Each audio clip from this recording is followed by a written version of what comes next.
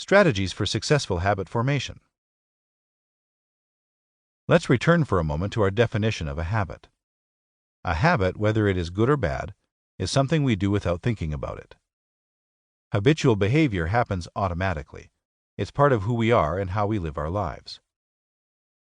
In order to learn a new good habit, we have to literally teach ourselves to repeatedly do that habit until we do it reflexively, without thinking about it. For example, if the bad habit we broke was driving too fast, and the good habit we want to nurture is following the speed limit, we would have to force ourselves to drive the speed limit every time we got behind the wheel, until we reached the point where we did it without thinking. Eventually, through repetition, it becomes second nature to us. Using reminders. Information overload is a very real condition in contemporary society, and it's only getting worse. Now that people can connect to the internet from their smartphones and tablets and stream video anywhere and anytime they want, the result is shorter attention spans. It's incredibly easy to become distracted now. There are just so much other stimuli to attract your attention. So staying on course with your power goals and following your game plan is going to take total and genuine commitment on your part. One helpful way to remind yourself to stay on track is through the use of reminders.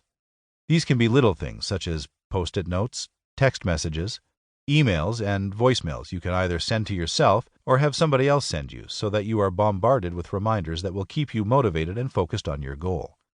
Reminders are especially helpful if they are used in conjunction with your trigger points.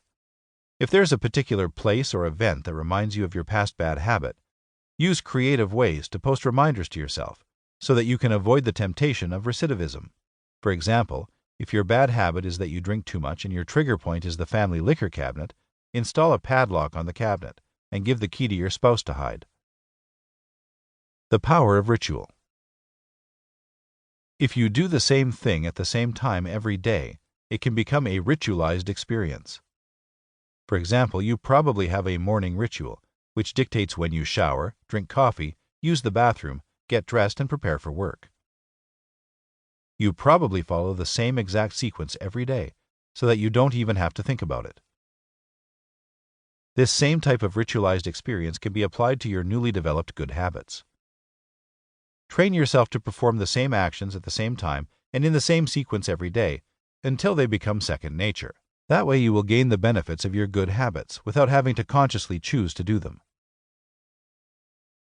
All together now, grouping actions.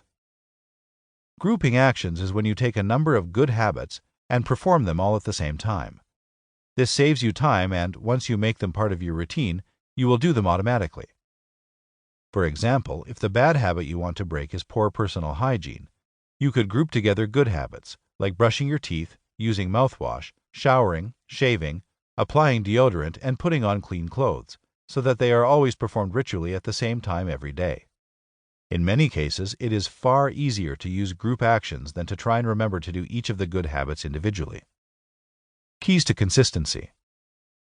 Something is a habit if it doesn't require any thought on your part.